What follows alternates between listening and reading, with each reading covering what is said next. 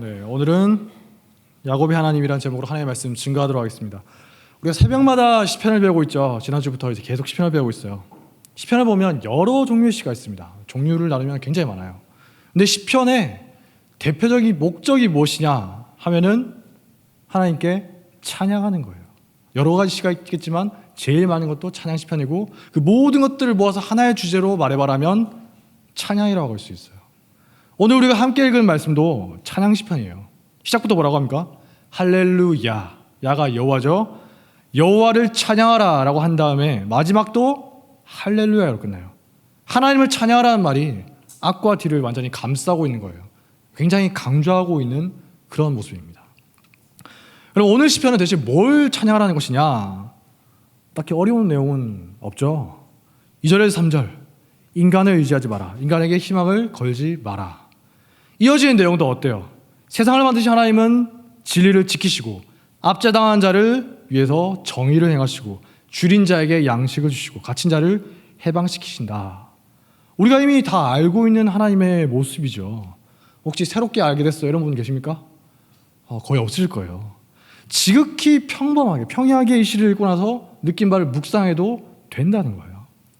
우리가 어릴 때 어떻습니까? 순수한 마음으로 하나님께 그냥 찬양하잖아요. 말씀하신 거 듣고 그대로 찬양하고, 그런 자세도 좋다는 거예요. 그냥 머리 싸매면서 맨날 이 말씀의 숨겨진 뜻은 무엇일까 이런 거 하지 마시고 단순하게 느껴지는 대로 생각하고 찬양하는 것도 정말 좋은 자세입니다. 근데 오늘 저는 5절에 나오는 한 가지 말로 인해서 이 시 전체를 좀 새롭게 읽을 수도 있겠다 이렇게 생각합니다. 같은 시인데 아까 말한 대로 굉장히 순수하게 읽을 수도 있지만 좀 다른 관점으로 볼 수도 있다는 거예요. 아까는 어떻습니까? 말 그대로 순진무구한 아이들, 저 영유아부 유초등부 아이들, 중고등부도 아니겠지만 순진무구 아이들, 정말 때가 묻지 않은 그런 마음으로 하나님을 찬양하는 마음이라면 오늘 우리가 생각해 볼 것은 여기 많이 계시네요. 때가 좀 많이 탄, 세상을 알 만큼 이제 다 아는 어른의 관점에서 이 시를 한번 읽어보자는 겁니다. 제가 방금 5절에 나오는 한 단어라고 했죠. 뭡니까? 시작부터 나와요. 야곱의 하나님을 자기의 도움으로 삼으며 여호와 자기 하나님께 소망을 두는 자는 복이 있다. 성경에 많은 인물들이 있어요. 근데 왜 하필 야곱일까요? 물론 야곱의 아들들 12지파의 시작입니다. 그래서 야곱이 이스라엘의 시작이다. 이스라엘 상징하는 말로 야곱이 자주 쓰여요. 근데 호세아서 12장에 나오는 것처럼 야곱이라는 이름이 굉장히 특별한 의미로 하나님께서 말씀하실 때가 있습니다. 언제죠? 이스라엘의 그 고집스러운 태도, 하나님의 말씀보다는 자기 생각과 사고방식대로 살아가는 그런 사람들을 지적할 때 특별히 하나님께서 야곱이라는 말을 꺼내서 사용하시는 거예요. 야곱이 어떤 인물입니까? 창세기 다 읽어보셨죠? 지극히 계산적이고 약삭 빠른 사람이에요. 눈치도 빨라요. 에서가 형이고 동생이 야곱이라고 전 배웠는데 나중에 성경 읽어보니까 쌍둥이잖아요. 여러분 중에 혹시 동생으로 태어난 쌍둥이 계십니까? 동생이라고 하면 굉장히 억울해 하더라고요. 이전 교회도 그런 애가 있었는데 누가 먼저냐 따지는 게 민망할 정도예요. 그런데도 몇 초 일찍 나왔다고, 장자라고 에서가 어릴 적부터 특별 대우받잖아요. 야곱이 어때요? 속으로 칼을 갈았겠죠. 아니 우리 어머니 하나님께서 큰 자가 작은 자를 섬길 것이라 했는데 이게 뭐야. 그래서 어떻게 합니까? 결국 머리를 써서 에서로부터 장자권을 가져오죠. 사기친 건 아닙니다. 정당하게 가져오긴 했어요. 근데 굉장히 꾀를 쓴 거죠. 그리고 나중에 어머니의 부추김을 받긴 했지만 아버지 이삭을 속여서 하나님의 축복을 가로채는데 성공을 해요. 이것 때문에 에서의 원한을 사지 않습니까? 도망을 치죠. 삼촌 라반의 집으로 도망가요. 가는 길에 노숙을 하다가 길거리 중간에 광야에 자다가 하나님의 환상을 봅니다. 근데 환상을 보고 나서 꿈에서 깬 후에 뭐라고 합니까? 창세기 28장 20절부터 보니까 이렇게 말합니다. 만약 하나님께서 저와 함께 계셔서 제가 가는 이 길에서 저를 지켜주시고 먹을 양식과 입을 옷을 제게 주시며 제가 평안히 제 아버지 집으로 돌아오게 하시면 여호와께서 저의 하나님이 되실 것입니다. 어때요? 지극히 조건적인 시장이죠. 하나님의 환상을 체험했잖아요. 전 이런 체험한 적이 없어요. 근데 이 사람은 체험했어요. 게다가 아브라함과 이삭에게 주셨던 그 약속의 말씀들을 하나님이 직접 야곱에게 확인시켰어요. 내가 너에게 이 약속을 이어가게 할 것이다. 어딜 가든지 내가 너를 지켜줄 것이다. 이쯤 되면 어때요?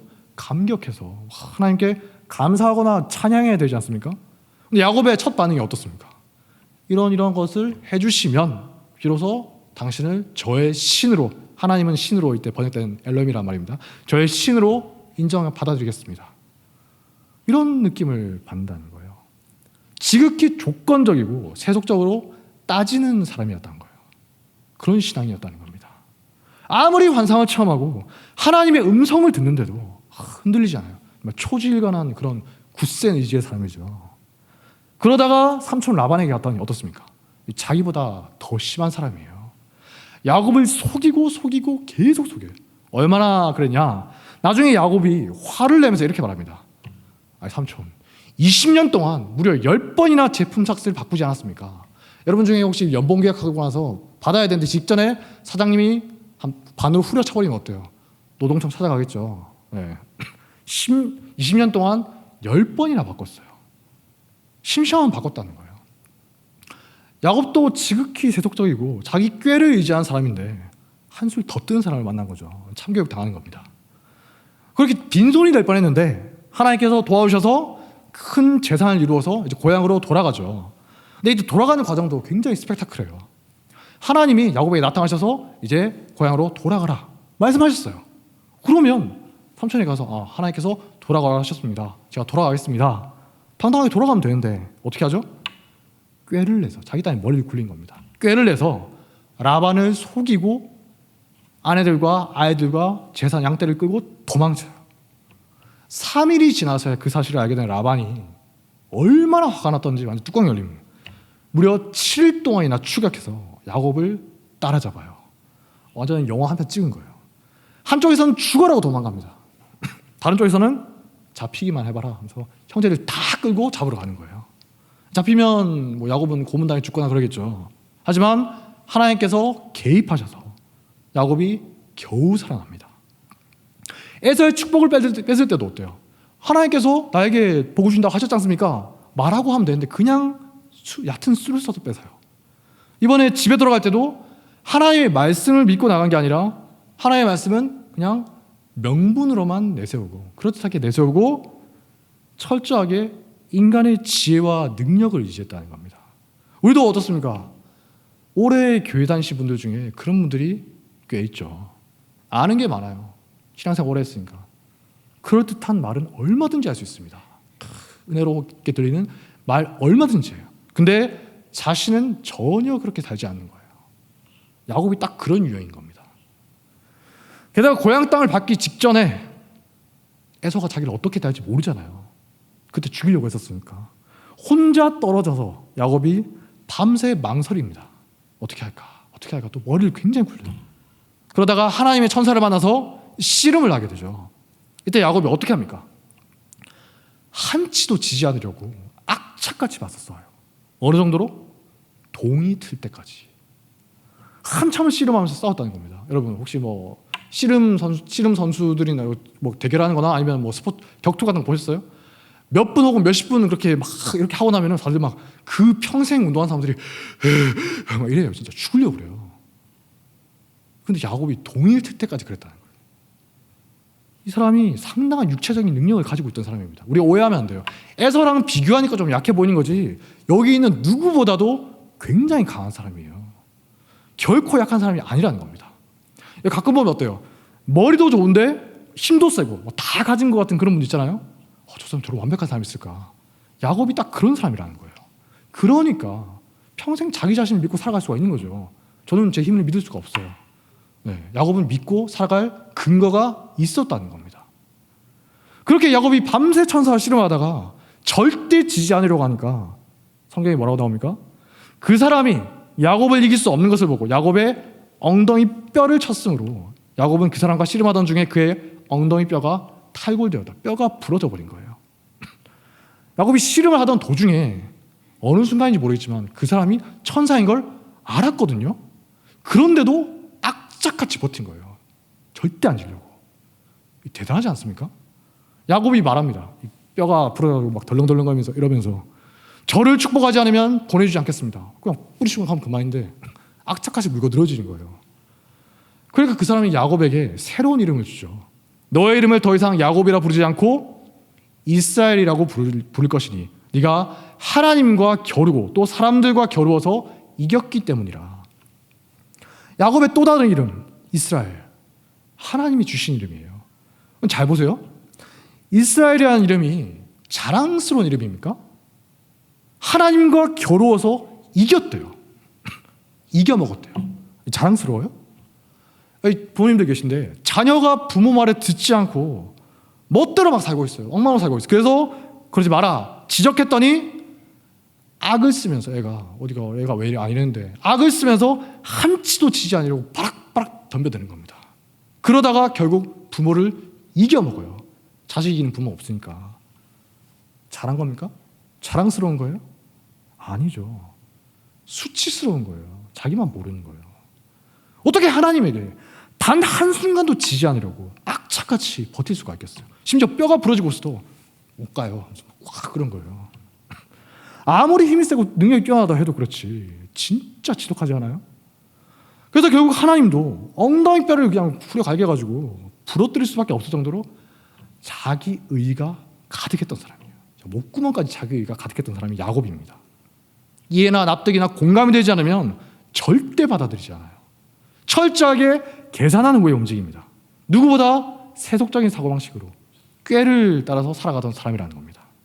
아브라함과 이삭이 후손이잖아요. 어렸을 때부터 얼마나 많이 배웠겠어요. 많은 지식이 있지만 그냥 머리에만 머무르고 그럴듯하게 말만 하는 뿐이었던 거죠. 하나님을 만나고 은혜를 처음 했는데 지독하게 변화가 되지 않는 거예요. 이런 야곱에게 있어서 하나님이 과연 어떤 분이었을까? 오늘 우리가 읽은 시편 146편을 만약에 야곱이 들었으면 어떤 반응을 보였을까요? 한번 생각해 보세요.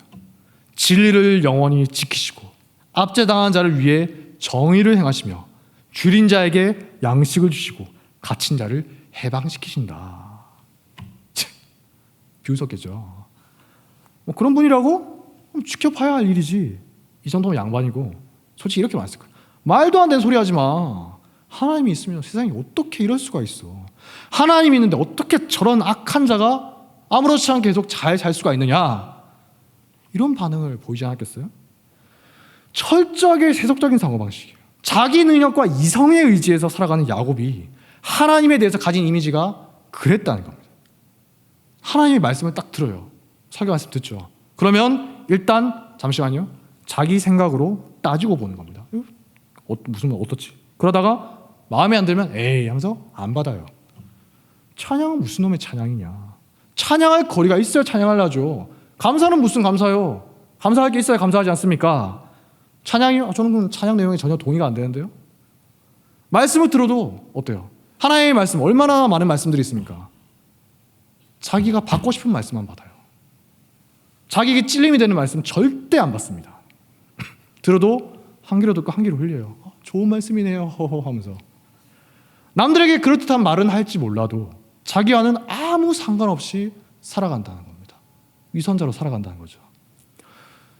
하지만 야곱은 그 이후에 정말 많은 일을 겪습니다.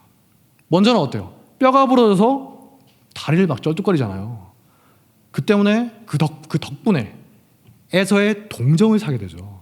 에서가 어떻습니까? 야곱이 온다는 말 듣고 자기 집에 있던 수백 명의 장정들을 이끌고 칼을 차고 달려왔어요. 그냥 동생 맞으러 왔으면 절대 이러지 않았겠죠. 잘 걸렸다 그러면 하면서 이제 내가 잊지 않고 있었다 이러고 왔던 건데 야곱의 비참한 모습을 보고 마음이 녹아버린 거예요. 야곱이 어떻습니까? 머리를 쥐어짜서 이렇게 하면 형의 마음을 표시지 않을까. 정말 많은 수를 쓰거든요. 선물도 바치고 때를 나눠서 혹시 당하면 이쪽은 도망치요. 어떻게 하려고 해요.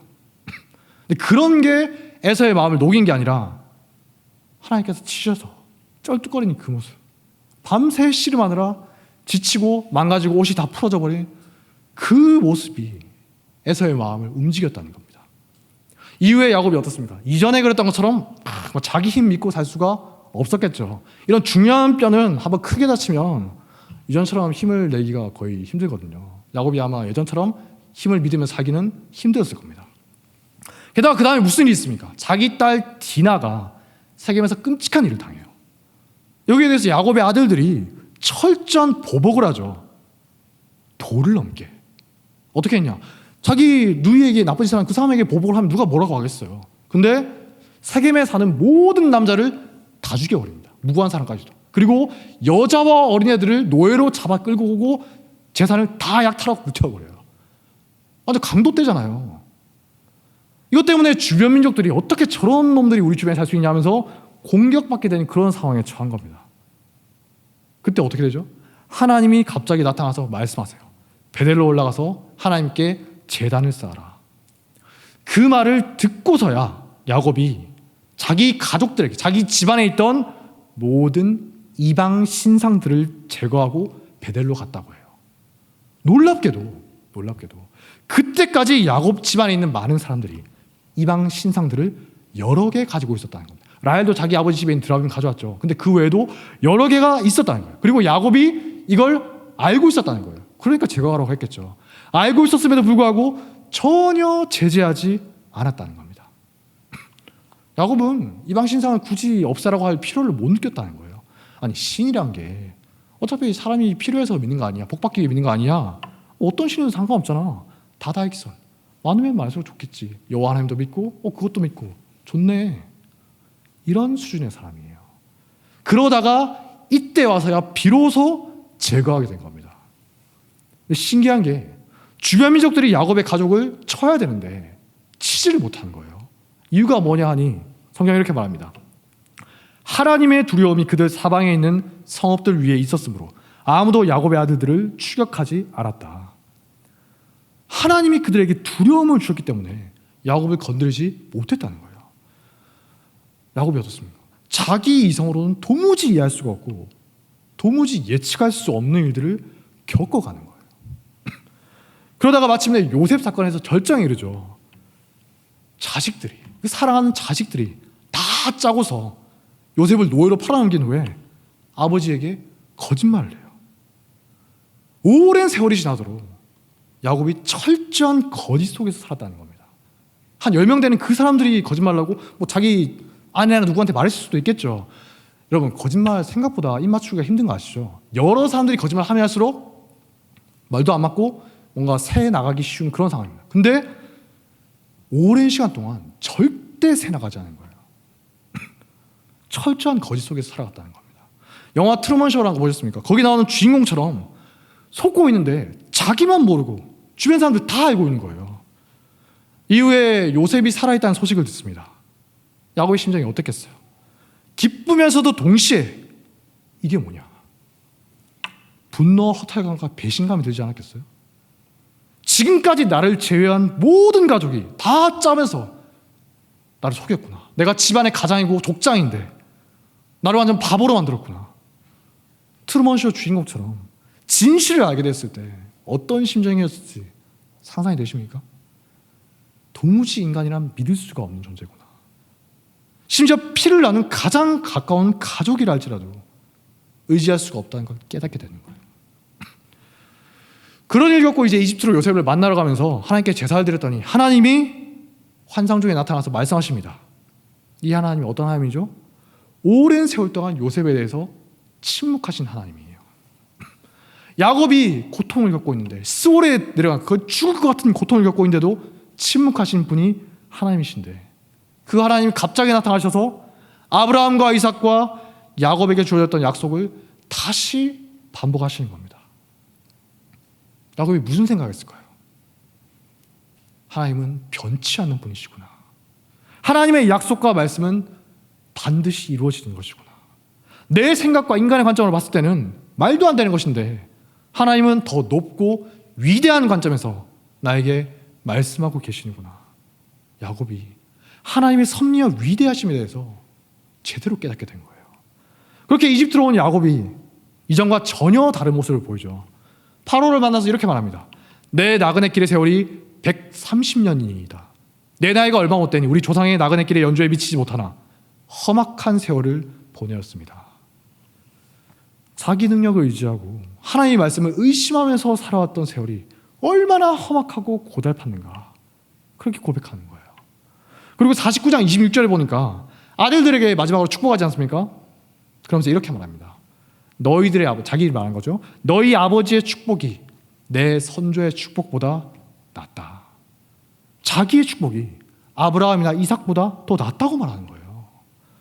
이걸 보고 야곱을 교만하다고 말하는 사람은 아무도 없죠. 야곱은 하나님이 어떤 분이신가 인생 전체를 통해서 철저하게, 진짜 처절하게 겪어낸 사람이기 때문에 이런 말을 할 수가 있는 거예요. 흔히 부모의 속을 많이 썩인 자녀가 부모의 사랑을 더욱 크게 느낀다고 하지 않습니까?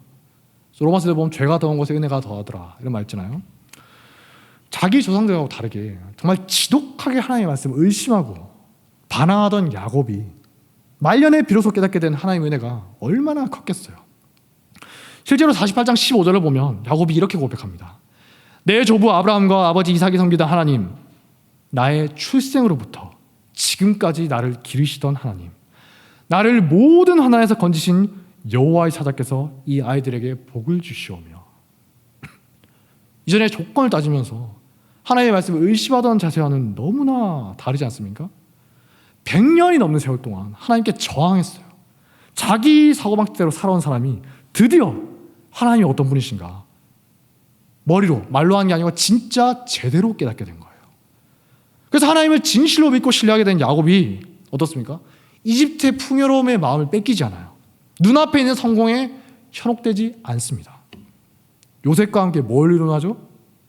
이후에 무려 400년이 넘는 세월 이후에 다시 가나안으로 돌아갈 것을, 그걸 고대하면서 의논을 하는 거예요.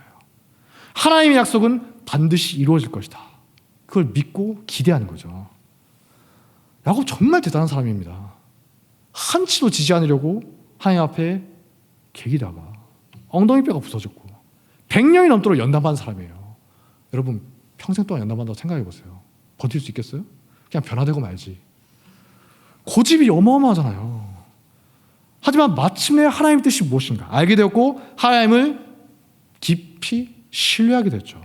이거 인간 승리가 아니라 인간 패배고 하나님의 승리인 거예요.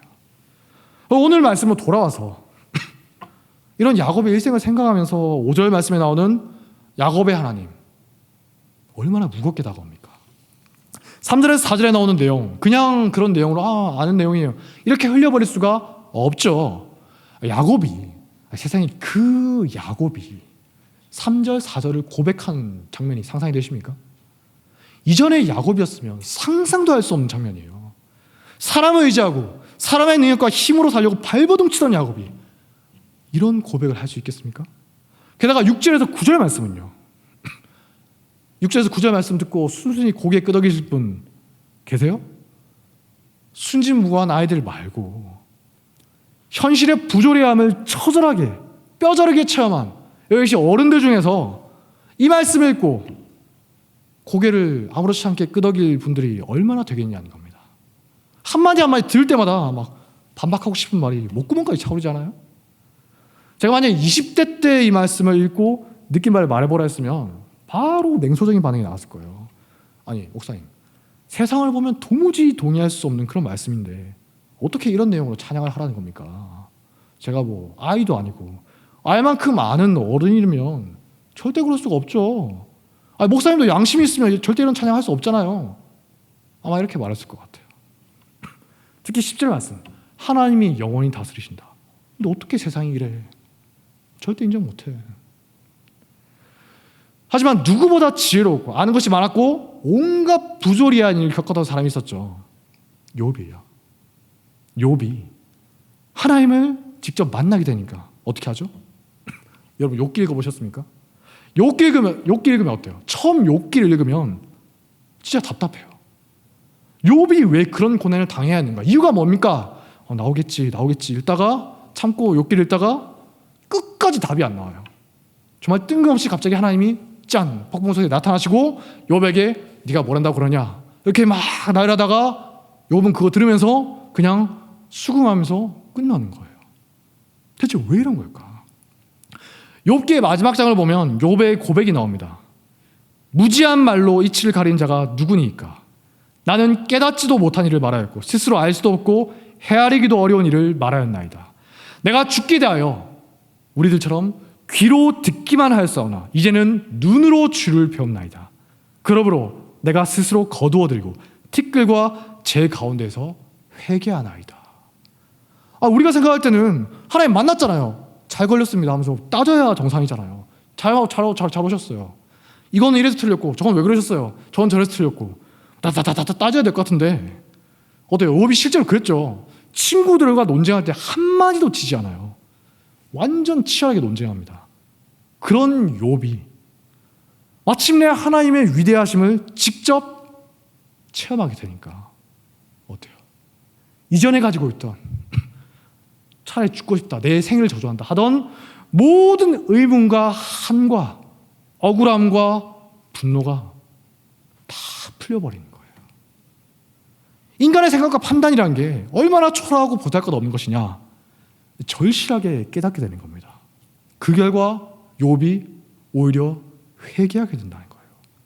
하나님께 분통을 터뜨려야 정상인데 오히려 고개를 숙이고 하나님께 찬양하는 겁니다. 야곱이 험악한 인생의 끝에 마침내 하나님을 알게 됐던 것처럼 욥도 고난의 세월 뒤에서 만난 하나님이 어떤 분인가 제대로 알게 된 거예요. 시편 73편을 봐도 비슷한 장면이 나옵니다. 여러분 시편 73편 읽어보셨어요? 꼭 읽어보세요. 정말 재밌는 시예요. 이 시의 저자인 아삽이라는 사람이 이렇게 말합니다. 하나님께 하소연하는 겁니다. 주님, 나는 거의 넘어질 뻔했고 나의 걸음이 미끄러질 뻔하였으니 이는 내가 악인의 형통함을 보고 오만한 자를 질투하였음이로다. 그들은 죽을 때에도 고통이었고 그 힘이 강건하며 사람들이 당하는 고난이 그들에게는 없고 사람들이 당하는 재앙도 그들에게는 없나니 볼지어다. 이들은 악인들이라도 항상 평안하고 재물은 더욱 불어나는구나.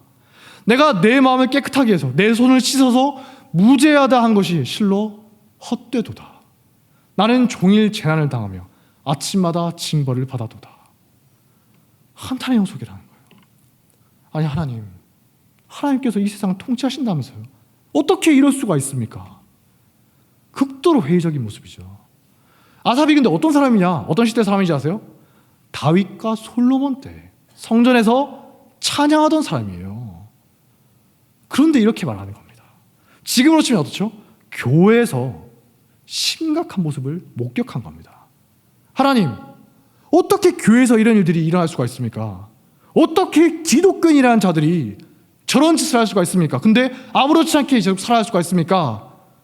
하나님께 진짜 막 삿대질하면 따지는 거예요.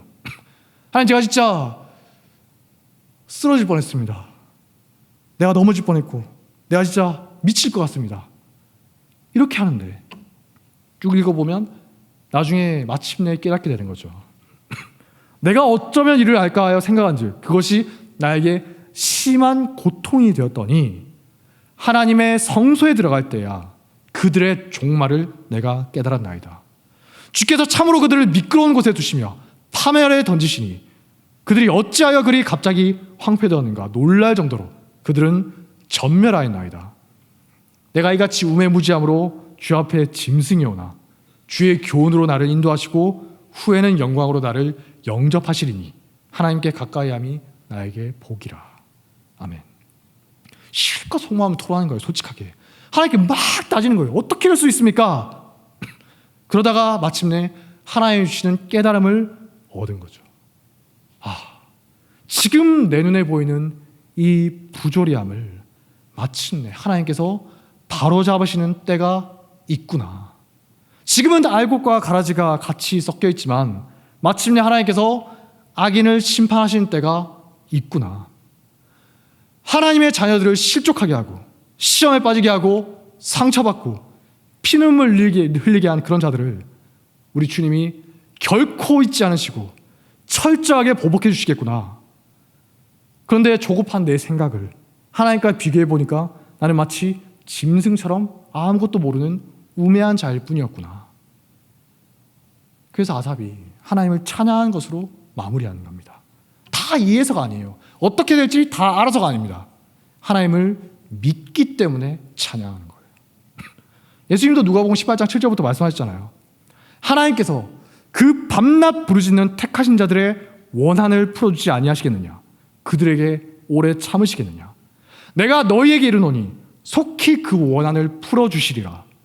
그러나 인자가 올 때 세상에서 믿음을 보겠느냐 하시니라.